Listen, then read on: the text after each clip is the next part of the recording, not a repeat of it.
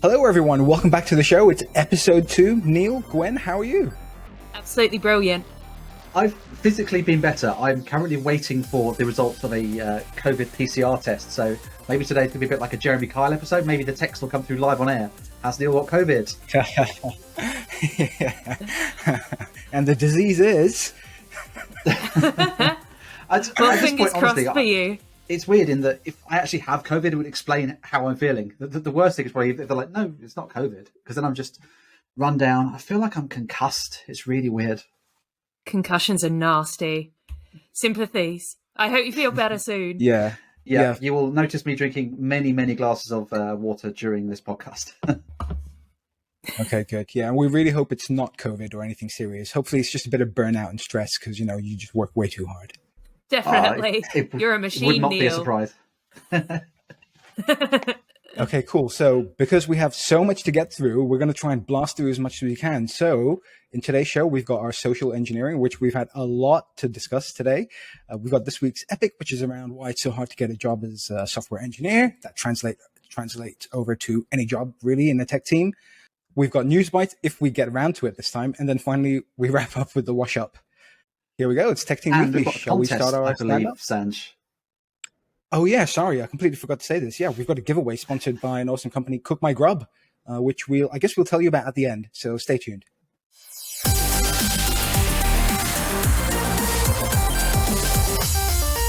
The stand-up. This week has been exciting. So I spoke at Agile on the beach yesterday, and it was my first new talk in like over a year. So I've gotten really out of practice from writing talks. It was a bit of a mission, but I did it, and it was absolutely amazing to speak at Agile on the beach. Like, it's one of my favorite conferences. I wish I could have been down there. There were tweets about people being on the boat and all this awesome stuff and the beach party. But yeah, I will be back there next year. And yeah, absolutely love it. So thanks for having me. Work-wise, it was a pretty quiet week. Loads of people were on holiday. I presented at the company meeting, just talking about how to run retrospectives and all the other standard meetings that we use. So spreading the tools that we use within development is always nice, and we can see if other people start using them. So yeah, that's cool. Personal-wise, my driving test is on Tuesday. Ooh. So I'm like mega excited about that. Fingers crossed. So next week you will all hear if I passed, and yeah, so fingers crossed. Neil, what have you been up to? Well, aside from 2 days being unwell, waiting to find out why I'm unwell. On the work front, I mentioned last week, I'm currently working on a webinar that I'm doing for Postman on September the 22nd. The concept of that is now basically finalized. We're just waiting to do a full run through for timings. But I'm pretty happy about how that's going. I know you can never tell how things are going to go on the day and, how active the questions are. It might derail you or take you in weird places, but I'm feeling pretty happy about how that's going to go. Also, last week I mentioned there's a lot of secret stuff happening that I can't talk about. But one thing I could sort of drop in is, because it's vague, we've got a big thing on the way. And because of that, we're having right now a whole company bug bash, which is basically everyone look at the new version, find out how many problems you can see and get them raised. I've run bug bashes myself for smaller companies where everyone is raising things into me. As I'm not the lead person on the bug bash this time, it's very, very disarming to see literally at peak times an issue coming in like every minute or so, people not really checking whether it's already been raised. So there are other people in the background tying things up, but it's absolutely manic at the moment. Obviously, it's great that we're all finding these issues internally before it comes out. That's the purpose of a bug bash. But it's kind of very organized, very important chaos at work at the moment, which is good fun. On the personal front, it's a big week for me in that before the next episode comes out, I will be turning 40, which is something of a milestone. Yay. Both my parents turned 65 this year, and sadly my dad passed away earlier this year, but it's made me very sort of melancholic and reflective, and very much looking forward to, what legacy I'm going to leave behind, obviously for my son as well. And so it's one of those sort of weeks. But also, again, following up from last week, I took the plunge. I purchased a Peloton bike, which is turning up on Tuesday this week. So as long as I have my fitness back by then, looking forward to taking the plunge on that and starting my 40s with a bang. Hopefully not literally. Sanj, over to you. Thank you. Happy birthday soon to you, Neil. You look amazing for 40. Thank you. And congratulations to you, Gwen, on your talk. That was brilliant. I can't wait to actually watch it. Hopefully we can put a link in the episode somewhere.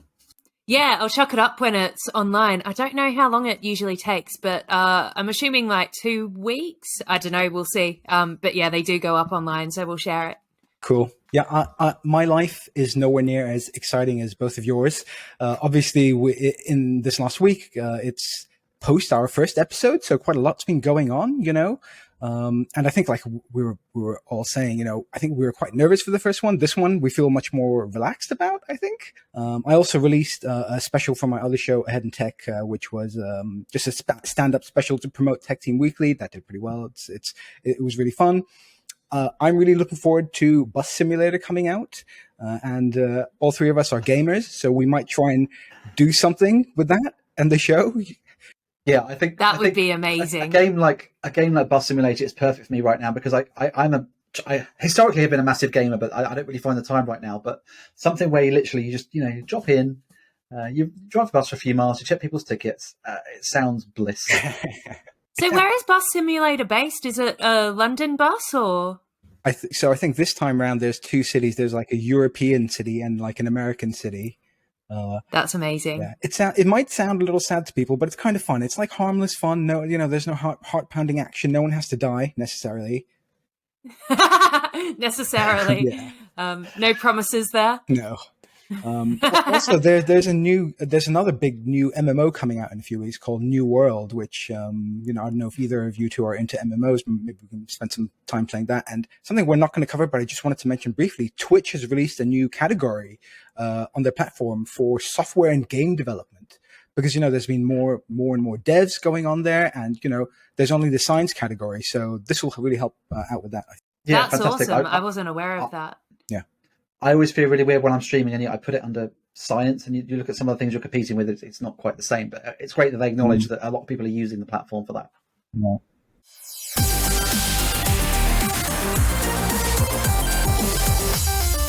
Social engineering. It's time for social engineering, and it's been amazing. We've gotten some really good feedback from people and engagement. So the first one is Beth DM'd Neil some incredible feedback. So I'll talk through some of the stuff that she's messaged us. She mentioned the lag. So Neil was a bit laggy last time, which meant we spoke over each other. So we're going to try and figure that out. We've restarted our machines today. Hopefully it's a bit less laggy, and we'll see how it goes. Around the length. So it was a bit long. So we're going to try and cut it a bit shorter. Around my swearing, apologies, we forgot to put on the not safe for work thing. We'll I have a swearing problem. Yeah, totally. So we'll chuck on not safe for work. Or maybe I won't swear this episode, which would be. We talked about it before we started. We talked about it before we started the series, and the basic thing we came down to is, well, let's let Gwen be Gwen. The reason you're on the podcast is to be your authentic self, and the last thing we want to do is make you self-censor. But yeah, totally understand that people have got kids running around. Totally. I've gotten a lot better over the years, but yeah, it still slips out. And yeah. Sorry to interject. I swear like a champion in real life. So, something will slip out. Yeah, totally. I've managed to tone it down a lot, but yeah, still slips out. And then, so highest engagement. So PDH_SciTech News on Twitter. He retweeted and said he really enjoyed the personal perspectives and real world insights. Thank you so much. Rod Hall on LinkedIn described it as a flawless presentation. Ooh. Thank you. Simon Pryor enjoyed the discussions. You've got really great chemistry, which was lovely. Lee Hawkins, which we're going to hear a bit more from later. He liked the different segments, which helped guide the conversation. And Tamara Bruckner, who is actually my sister, gave us a share on LinkedIn. So cheers, Tams. Wow. It's your sister. And there were, we've cool. Both got different last names than we originally started with. So and we look very, very different as well. But we had loads of engagement we had quite a bit of engagement on YouTube as well. So there were YouTube comments. So yeah, any way you feel like contacting us, whether that's YouTube, Twitter, LinkedIn, or Patreon, give us a shout. And lovely to hear from you all. So thank you. And Neil, you'll be discussing a bit about building in public, won't you? Yeah, and just to follow on directly from what you're saying there, Gwen, we've got our Slack workspace set up so that most of the stuff gets funneled straight through to Slack anyway, so it doesn't really matter to us where you post, as long as you post. We love the engagement, and one of the things I've been doing this week is tracking that. We've put a page up on our website at techteamweekly.com. There's a page called PDD for Podcast Driven Development, which is the name we dropped last week, where we'll be publishing a lot of the figures about our listener counts and how many people are viewing it and anything we're taking away from that. So the big numbers, the headline numbers, the fight that's ongoing at the moment is between Twitter followers and LinkedIn followers. Twitter is currently winning 135 to 124. They've both gone up massively this week. LinkedIn is closing the gap. And I think we've said historically, LinkedIn followers tend to be a lot more active. It's very easy on Twitter for someone to just hit follow and then never see your tweets again. But on LinkedIn, we tend to get a lot more engagement. So actually, I think LinkedIn is probably technically ahead if you look at how people are interacting. So anyway, fight it out amongst yourselves. We're up to 38 subscribers on YouTube, which again, given we launched very cold, we put a video out on a Friday saying episode 1's coming Monday. The fact that 38 people have found their way to subscribe is great. We've had. This is interesting. If we look at the ways in which people are watching or listening to the episode, this is totally unexpected to me. YouTube, we've had 148 watches of our first episode as of Friday.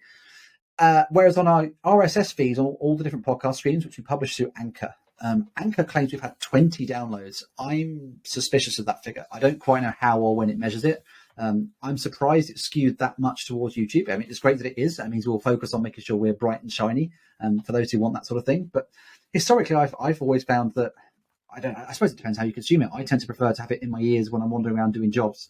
It's quite a lot of overhead to say, actually, we're going to sit down and watch an episode on YouTube. So I don't know what you guys think. Are you surprised by that balance?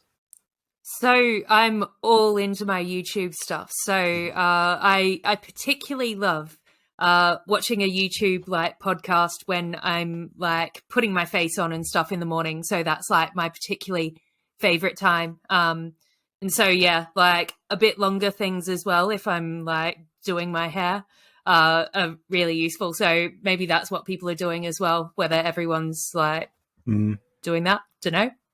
The other big section to give a shout out for this week, because we didn't plug it last week at all, I'm amazed by it, is our Patreon. We set up a Patreon just because we thought we should have one. And we've had two people who found the way to subscribe to us this week. We've had Dan Billing, friend of the show, a friend of me. He's co-hosted other podcasts with me. He's a fellow tester. And Gilles as well, both of whom have subscribed for £5 a month, which is amazing because we haven't set any tiers up. We haven't made any promises about what we're going to publish, but it's made me think maybe we should. I think I'm going to put up a £5 tier this week called something for now, just friend of the show, for anyone who just wants to chip in and help towards our running costs, which are relatively low. But it's fantastic that people are seeing their way to do this. And then going forward, if the numbers get decent, then obviously we'll put up some Patreon subscriber content for subscribers only, but I suggest we wait until we've got at least 10, maybe 20 patrons on there, because otherwise we're putting a lot of effort in for people who aren't going to see it. So we want you all to come on board. Mm-hmm. It's great if you can, but support us any way you can. It is amazing. As you see from that page on the website, there are so many different ways you can get involved with the podcast. Yeah, really, really grateful for all the engagement we're getting in, but in particular our Patreon subscribers. We could always reach out to them to see what they want, if anything. That's a good idea. Let's ask the audience about what they want. Awesome. I'm worried about what we get if we ask Dan what he wants. I know Dan very well. Doctor Who. Dan will all be Doctor Who. He's a specialist in security testing as well, so there will be a lot of hoodies, hacks and things. Awesome. But we do have a security thing coming up later, so hopefully that will please Dan. Yeah. Yeah. So Kev had some feedback for me. I don't know how you two feel about it. He said he doesn't like me on this side. He wants me on the other side, like in the recording. Have you thought about this? Do you care? Is that because that's where you usually are on your other ones? Well, no, on our banners and our artwork, Neil's on the left and I'm on the right. Ah, that's does it matter? Interesting. I guess by the time people see this, we will know what you chose. Okay. True. I'll tell you what, just to keep Kev happy, because he's been really helpful to us, I'll just flip over. Hold on. Okay, I just need to swap sides of my windows. All right, and I'll put this one here. Okay, cool. I should have swapped sides now. Excellent. Sweet. I will throw in one more thing because we had a question from Stu C on Twitter. One of the questions he asked us about behind the scenes is how we go about choosing our stories. Oh, so we collect stories throughout the week from wherever. So we're all Reddit humans, so we have a look at Reddit. We just look at news articles. What's actually really useful as well is the general engineering chat at work. So we get a couple from those. So one of the things that we're talking on later, it came from work, like and what we're discussing. So yeah, and then we chuck it all in Slack, and then we meet up on a Thursday night, and there's no arguing. Actually, we're all pretty much like, yeah, this is fine. Yeah, I think by the time we get to discussing on Thursday night, we're already pretty sure what we're going to do because we can tell from how much we're engaging with each other on a topic, or if someone's accidentally posted the same story twice, which I know you did last week, Gwen. But yeah, that's a guide to the fact that maybe we want to talk about the same sort of thing. And I think we're also going for that kind of water cooler engagement kind of talk, right? We're looking for kind of culturally kind of stuff that people can get their teeth stuck into. Definitely. Yeah, and as people start to leave us. Yeah, and as people leave us more and more comments on these stories before we record, that's a really good sign that we're talking about the right sort of things. We're talking about things that are interesting you. We should probably get into it. We should probably talk about the thing that's getting everyone talking this week. Yeah, definitely. Let's get the ball rolling. Beautiful segue.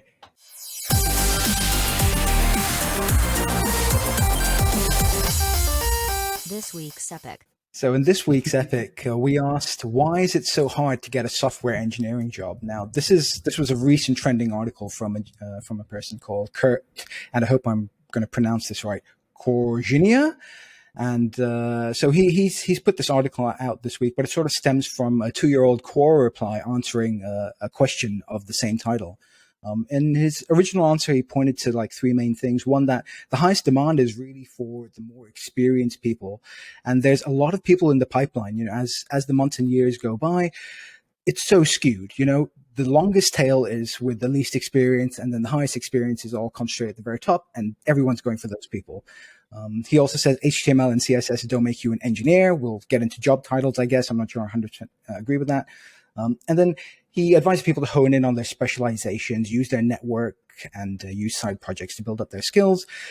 In his recent article, he builds on those points, and he continues to add that the industry has continued to broaden, and it takes time to pick up the breadth and depth of knowledge it really takes that employers really want you to have, you know.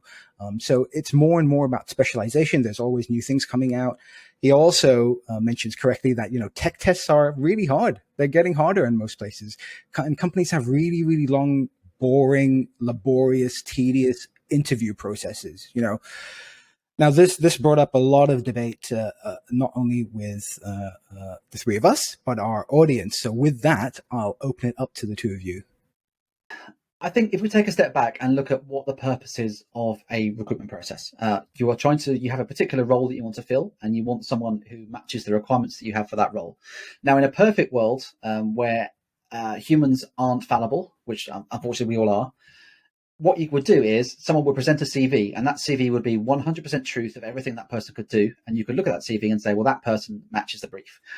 Unfortunately, the world isn't quite like that. And so recruitment tends to become more of an exercise in trust and testing that trust. For me, I think a lot of the time a recruitment process, and particularly a bad recruitment process is basically grilling the person to see whether they're telling the truth or not. I think we need to flip that around and be more. The best interviews I've had have been very, very conversational. I think if you get into a bit of industry patter with someone, it's very hard to bluff your way through that. Where I've seen people bluff their way through, not just, you know, basic like questions in interviews, but also coding exercises. I've got some real horror stories there that I'll get into later, but. It's a question of finding whether someone is going to be a good fit for the company, and I think that word "fit" is an interesting one as well. I'm going to just throw that over to Gwen and say, which breadcrumbs of that do you want to pick up, because there's loads we can talk about here. So the whole cultural fit thing is a bit of a mess, isn't it? Because, you know, you want diversity within your company, and it was really interesting. So like, you might get a CV through, and because we're all gamers at work, if someone has written plugins for games and stuff like that, we're like, wow, they'll be a really great cultural fit, you know, all this kind of thing. But that's not what it's all about. Like, we already have loads of gamers. Like, we don't need more gamers. We probably need someone with different viewpoints. And as well, like, what that gets into is like, so, you know, like, do they look the same as me? And yeah, and it's really, so regarding that, I think it's really important to have a diverse interviewing panel as well. So I think it's really important to, like, you know, show what kind of humans you have. So I really like having like women on the panel. So if I go somewhere and there is a woman interviewing me when it's a technical role, I'm like, oh, this is amazing. I mean, I don't mind being the first woman, but it's nice to know that there's other people like me there. And I'm sure the same goes for anyone else who isn't a white male, which is the most common kind of people that you will see. You want to see people that, you know, like are a bit different on the interview panel. But yeah. There was an awesome phrase used by one of our commenters. I think it was Callum, and he said, don't go for cultural fit, go for cultural add. And I really love that. That really sums it up for me. Totally. Regarding the tech tests, I find this a really, really interesting topic. So, like, I didn't actually have an interview for my last role. And it's always nice when you don't have to have an interview. It's like these people know you, they know what you can do, like, just get them in there kind of thing. But I've done a lot of tech tests in the past, and one of my favorite tech tests I did, so it was quite a few years ago, and I'd applied for a DevOps role, but then I was like, I actually just applied because that was open, and I mean, I can do DevOps stuff, but if you've got any tester roles, I'd love that. So they sent me the tester interview, which they expected it to take like 2 or 3 days, and it was my birthday weekend, so we canceled my birthday weekend out, and I sat there and like just coded for the entire weekend, and my partner would have to bring me food because I was forgetting to eat and all that kind of stuff. And I submitted it, and it had continuous integration, like continuous deployment and all this stuff. I'd set up GoCD, and then they were like, oh, sorry, we didn't actually have a role. And I'm like, that's really cute. Gee. And they were like, oh, you know, we might have a role in like a couple of months. And it's like, I don't want a role in a couple of months. And you're kind of, yeah. So, I mean, I enjoyed the test, but it was rude, and it put a really bad, I don't want to work for that company. I have loads of friends that have worked there, and, you know, I appreciate some of the things that the company does, but it was bloody rude. Yeah. Yeah. I mean, besides the point that, yeah, that's completely out of line, that's way too much to expect in terms of a tech test, right? 2 or 3 days, that's ridiculous. People will say like a couple of hours, and they might mean 8 hours, you know, but even that is really too much. Yeah. Yeah. I think, again, even when you put a supposed time limit on it, you say, I want you to take 2 hours over this. When it's effectively like a homework assignment, there's no way to verify that someone spent 2 hours on that. I did one a while ago where I very specifically did exactly the time they told me. And frankly, it was an unfinished test automation solution in that time. But what I was able to say was, look, I really did spend 2 hours. You can see very much it's still work in progress. There's still like to-do lines in the code where I'm going to refactor. And also based on this 2 hours, I can extrapolate how long it would take to build a real solution. I definitely got some kudos from them for saying, you know, at least you didn't secretly spend a week on it and, you know, present us something perfect. We understand now how you think and how you tick. And that was really beneficial to them. What I really like in those situations is they send you the tech test at a specific time, and you send it back after a specific time. So it's like, you have an hour to do this. You can't waste more of your life on this. But then there's also the thing, a tech test the way to go as well. Yeah. So I think, yeah, when you look at like tech test versus, you know, live coding during an interview, I can give you a case towards the latter. This is a nightmare story that happened to me actually when I was at Compare the Market and we were hiring for SDETs. We put our tech test into GitHub because it makes it easier to circulate. And I can't remember why, but I was Googling for the content of our GitHub repo. I think it was just, I wanted to check whether it was being picked up by Google because it was a new project. And in doing so, I found that someone had posted our tech test on a freelancer website. They wanted to find someone to hire to do their tech test for them. And they said, here's the tech test. Can you do this for me?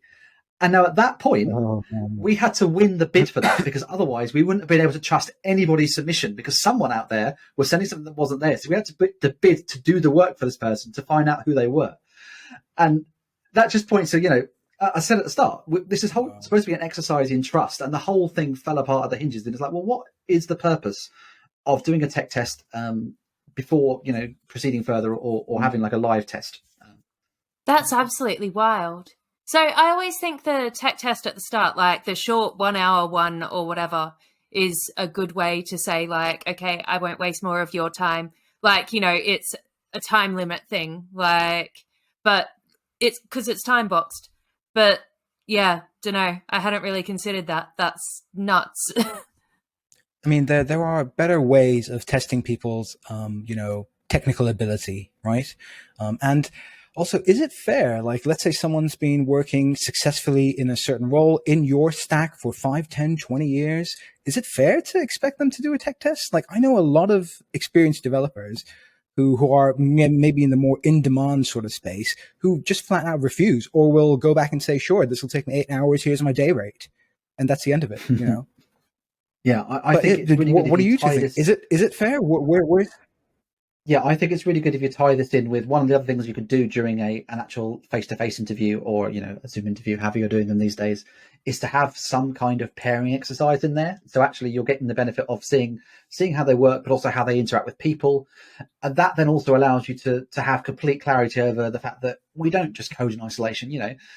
We are going to pull up Google, we're going to look on Stack Overflow, and having that as an acknowledged part of the day-to-day process, and going, actually, this is how I work, and seeing the thought process behind the person, sort of raw in the flesh, and without any of this, did they really write it? Like some of these other tech test experiences I've had.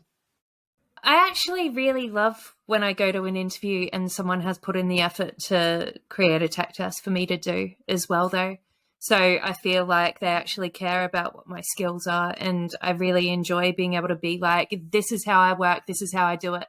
But I understand that the way I like doing things is how a lot of people do not like doing things. I like things to be really competitive, and I like to be like, all right, this is how I do it, like, blah, blah, blah, and being really showy and dramatic. But most people don't like that.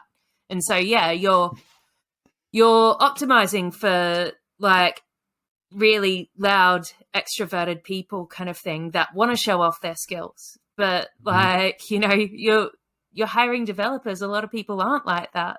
So yeah. We have tech tests, and then we have whiteboards, and then we have system design interviews, and then we have, the rest of the interview process, including like behavioral questions and stuff. Now, interviewing is almost a totally different beast to doing our actual job, right? Like, you have to be an expert at getting the job to get the job, and then you need a totally different set of skills to do the job.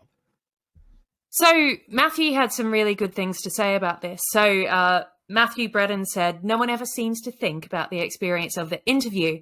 There's lots of assumptions made there that typically makes the interview awful. Many companies or jobs seem to rely on either volunteers or it's mandatory to carry out interviews, and very little training or mentorship is provided.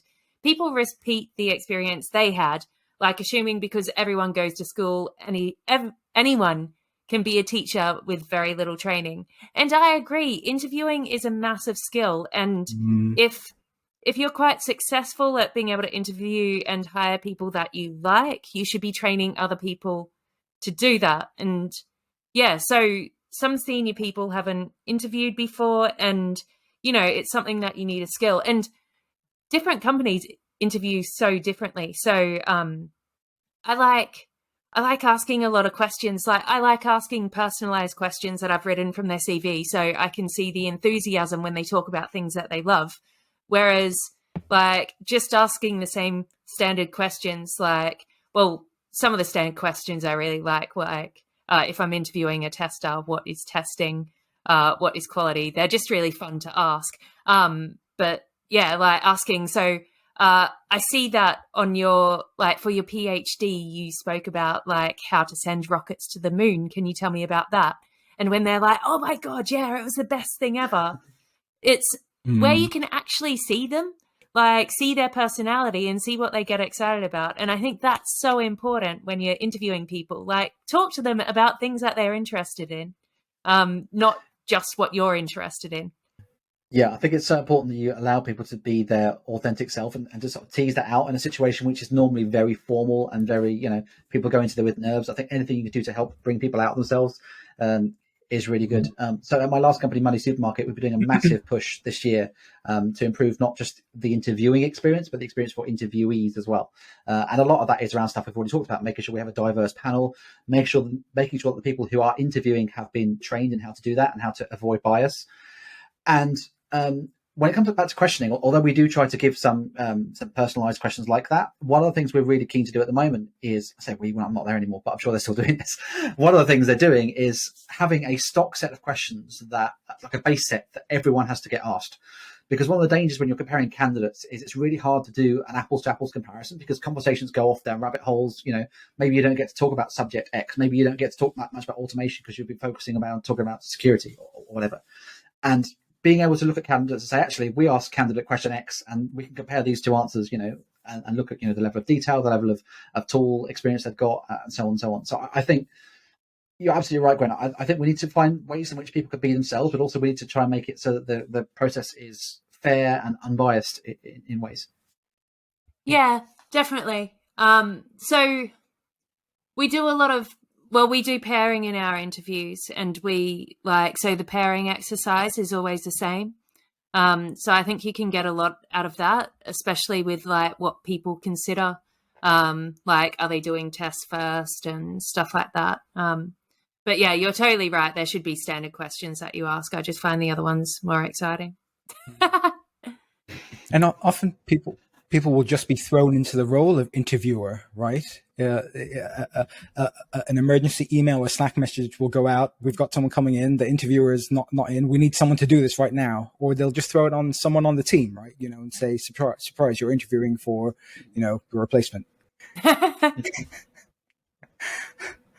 One of the things I was really excited about hearing was from Lee Hawkins. So Lee Hawkins is an Australian, and I'm originally Australian.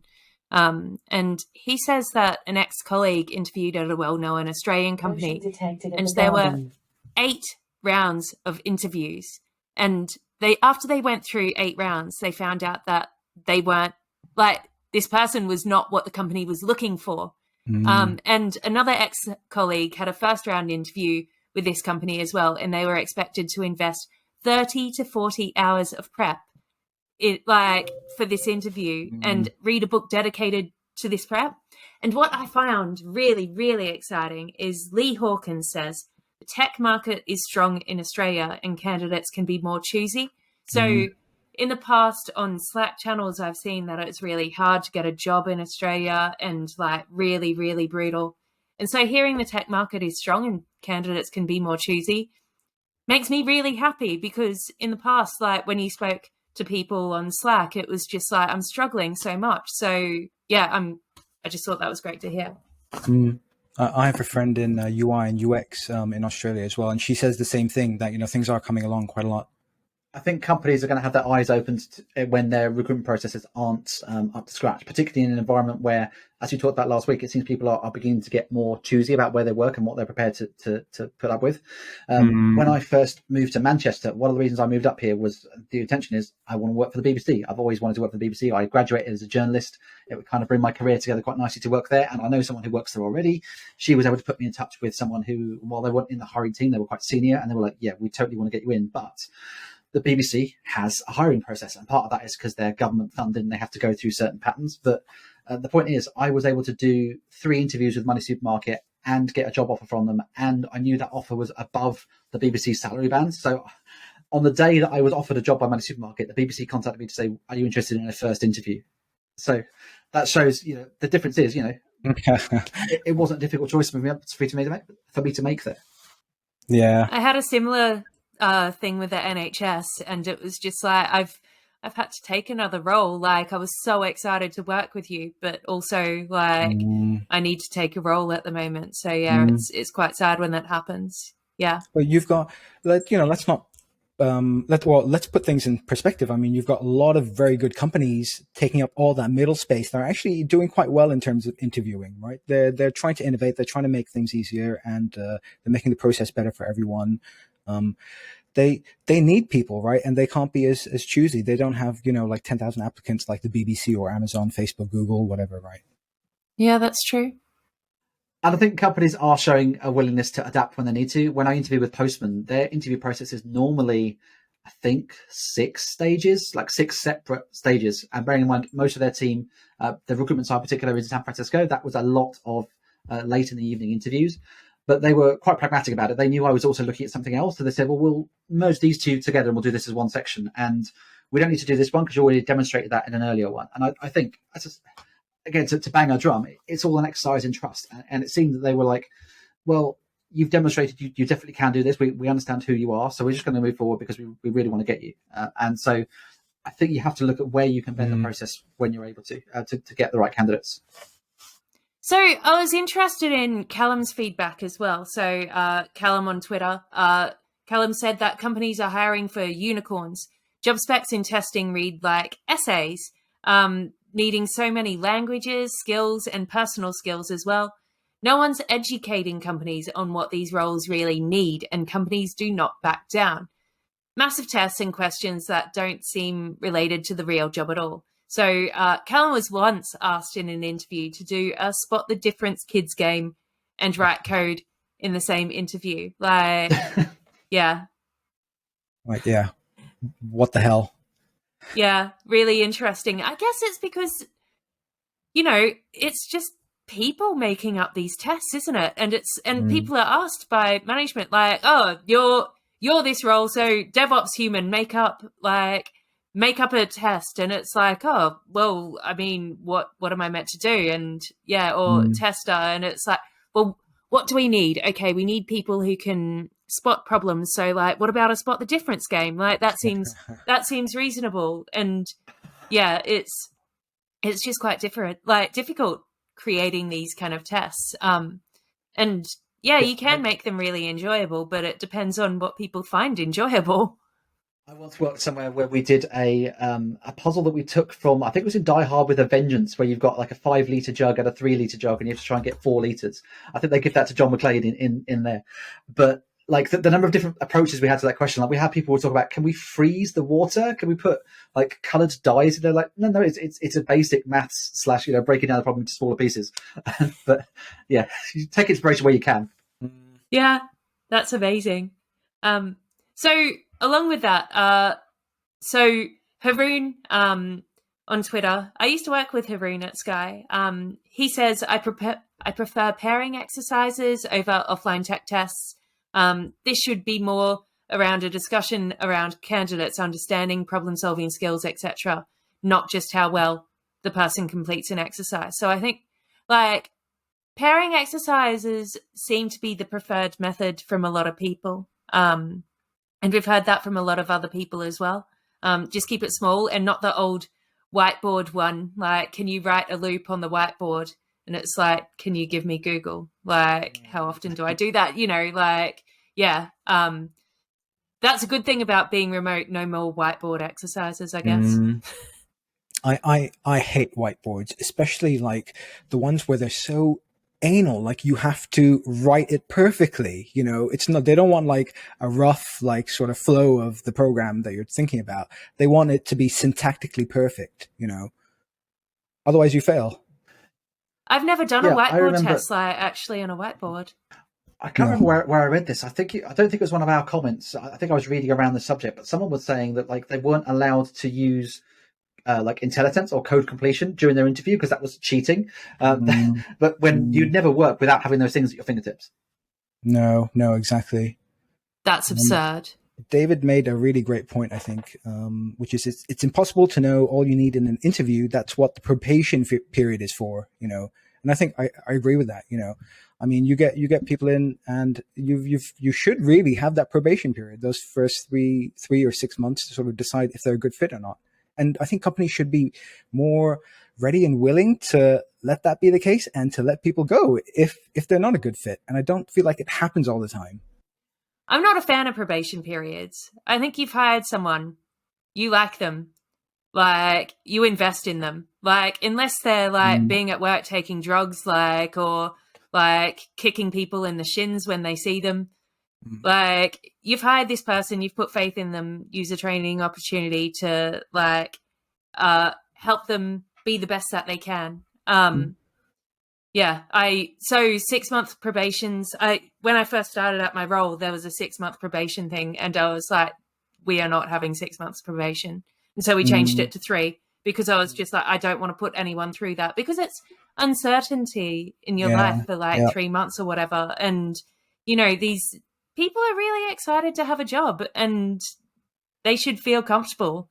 Yeah. You don't want 3 months of uncertainty. But I know that, you know, like that's a all chips in kind of idea. It's probably, and I have very black and white thinking, so it might be a bit, silly.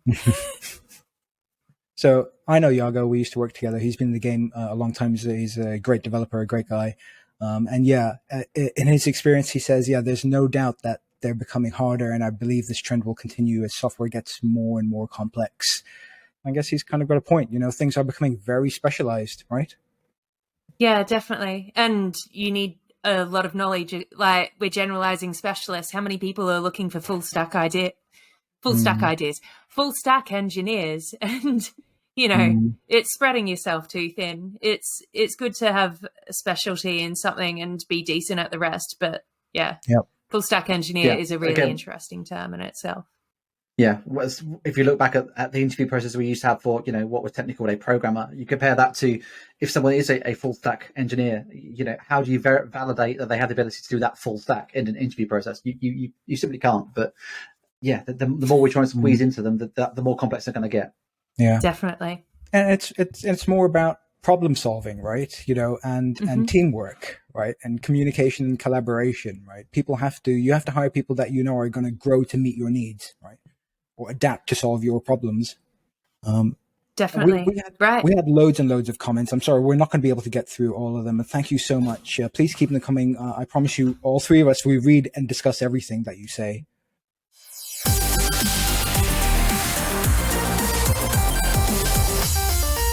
News Bytes. So we've just named this segment. I can't remember what it was called before, but now it's News Bytes. Bytes with a Y, because we're clever like that.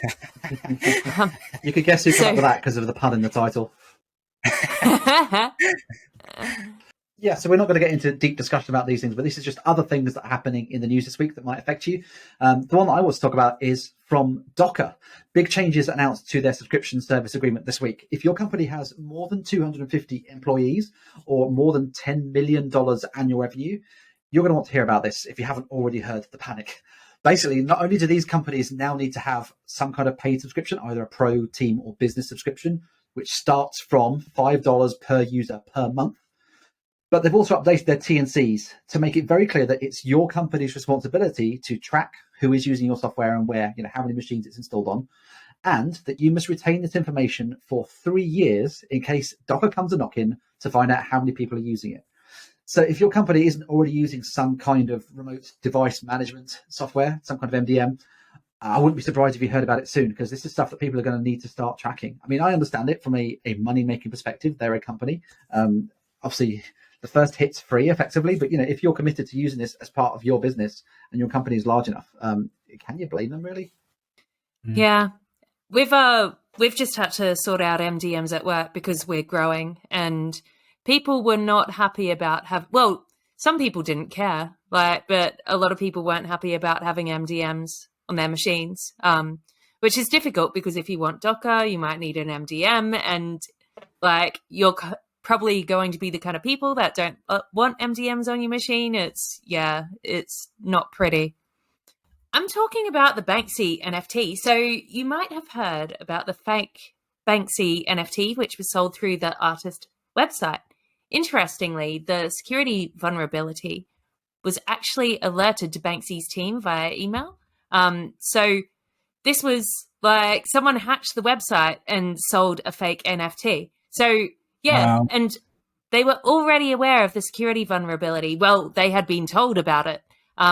via email on the 25th of August, which was 6 days before the hack. So it happened fast, this hack. Security flaw allowed creation of files on the website, which enabled people to actually post their own pages. So the buyer of the fake NFT, who was ironically called Pranksy, spent £242,000 on this fake NFT, and they managed to get £237,000 returned to them, which was the price minus the transaction fee, which is really lucky, like, because people don't know who hacked it and stuff like that. Actually getting that amount of money returned is insane.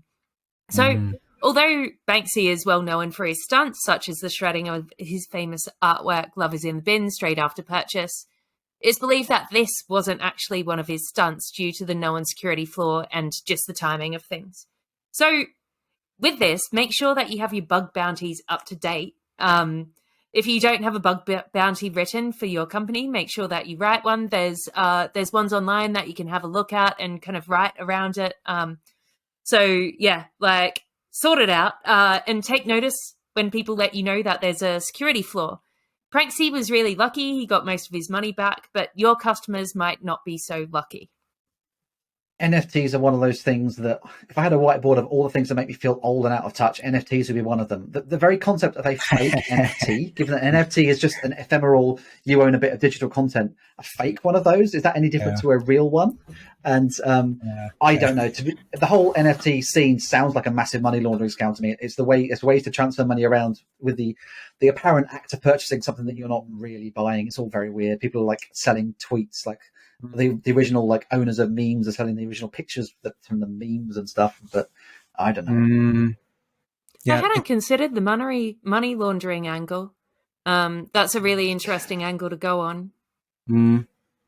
Well, there's a lot of that going on around the crypto scene, right? And there's a lot of weirdness that, it's hard to understand. You kind of just have to believe in it.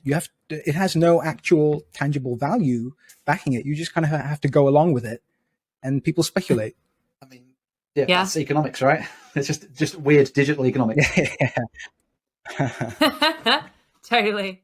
I'm really into my performance optimization, and two things caught my eye. One was a IDE called Light XL, which is meant to be a replacement or a competitor for VS Code. It's very, very lightweight and very performant. So if the very lightweight and performant VS Code is even getting too heavy for you, there's now Light XL. It looks pretty cool. There's already tutorials there on how to make it look and act like VS Code. I think it's okay, but probably not really of interest to most people unless you're really struggling with the weight of your code base. And the other thing, slightly more interesting and noteworthy, is a new JavaScript library. Hooray! Just what we needed. But this one's called Solid.js. And so the interesting thing about this is it's got an almost identical sort of API and syntax to React. So for many people, it'll be very easy to understand and use. But it's super, super, super fast. So it's only a tiny marginal bit slower than vanilla JavaScript. So if you're in that sort of space, you need that level of performance optimization. This is maybe something you will be considering or hearing about in the future. That sounds really exciting. I've not had a look at Solid.js, but that sounds amazing. Have you used LightXL yet, Sanj? I haven't used LightXL because I'm still okay with my VS Code. VS Code's a babe. I'm really happy with VS Code. Yeah. VS Code is going to the moon. I mean, it's now in the web. It's now on GitHub. It's everywhere. It'll be like Doom. Like people will be getting VS Code on like little those digital thermometers and scientific calculators, won't they? That would be amazing. I'm already hoping that I can hack the holy mackerel VS Code. So I've not actually gone and seen a Peloton in real life. There's a shop, but it looks too scary to go into. I think, will you be able to give us a Peloton demo? Oh, absolutely. Yeah, maybe I'll record one episode on a Peloton. Yeah. That sounds dangerous. But yeah, the big screen on it is basically, it's literally an Android tablet. It's supposed to be just for Peloton stuff, but there's a hack where if you go to the About screen on your Peloton and you tap the bottom right corner of the About screen 7 times, it drops into Android effectively. There's at the very least, there's a web browser there, so that obviously unlocks the ability to do many things. I think I've got to try and get VS Code on there. That would be amazing. And if you can't, you can always get Light XL on there. Exactly. Yeah. Well, one thing that we, I think Neil is serious about it, but we kind of half joked about was doing an episode whilst playing Bus Simulator. So I would don't know. like that a lot. Can we try and make that happen? Maybe next week or the week after? Mm-hmm. We'll have to see how the tech goes, because in terms of, we're obviously already streaming 3 cameras. Like you can play in the same game world as each other, but I think there's a bit of working out how that works in terms of split screen 3 screen shares or flicking between them. It's an art in itself. I wouldn't commit to doing it for next week, but let's do it soon. Sure. Definitely. Yeah. We could record a little bonus thing for our 2 Patreon subscribers. They could watch us, play Bus Simulator on Twitch. Tech team on the buses. Yeah. Yeah. Amazing. Well, is it time? Is it the end? Is it time for the wash up? Unfortunately, we got one last thing to do before the wash up, which is announce our giveaway.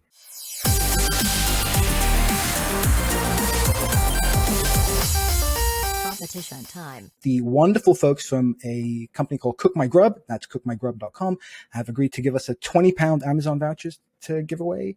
Neil, can you tell us a little bit about this company? Yeah, they sound really amazing to me. There are lots of meal services out there. I won't name check all the other ones that are out there.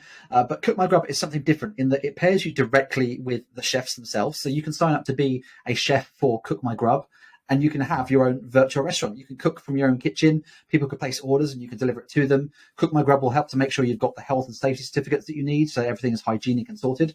And, effectively, you can start your own business cooking from home. You can do the thing you love. As a customer, you can sign up. You can type in your postcode. You can see who's in your area. You can sign up through their app as well. And you could do it either as a one-off purchase. You don't have to commit to anything, or they have a machine learning algorithm, they say, that will help to find the food you want the time you want it. So if you normally have an Indian on a Friday night, then maybe midweek they start pairing you with chefs that can do that for you. It sounds really, really amazing. And even though the meal services that are out there, they do try and they have that homely, personal feel. This is literally pairing you with real chefs. That's awesome. My understanding is they have a very limited area right now where they operate in, but then they're going to be expanding to London very soon and then nationwide, they say, by the end of the year, which will be pretty cool. But please do check out if they're in your area of operation.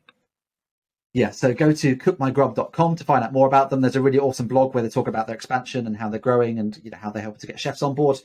If you're interested in winning the £20 Amazon voucher they're giving away, all you need to do is dead simple. Go onto our Twitter account, which is at Tech Team Weekly, and simply find the episode 2 post, the one where we've shared that this episode is now out, and like and or retweet it. If you do both, then you've entered twice effectively.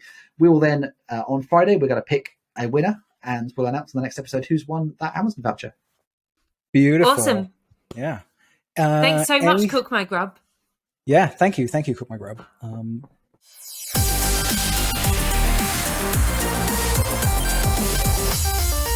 The wash up.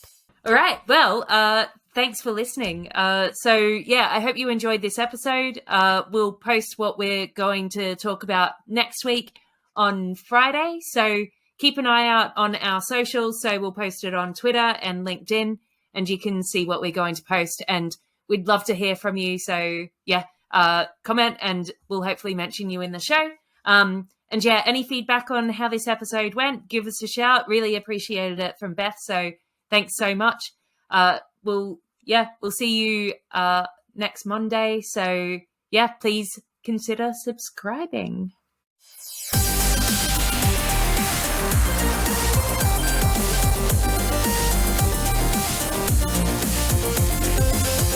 Tech Team Weekly.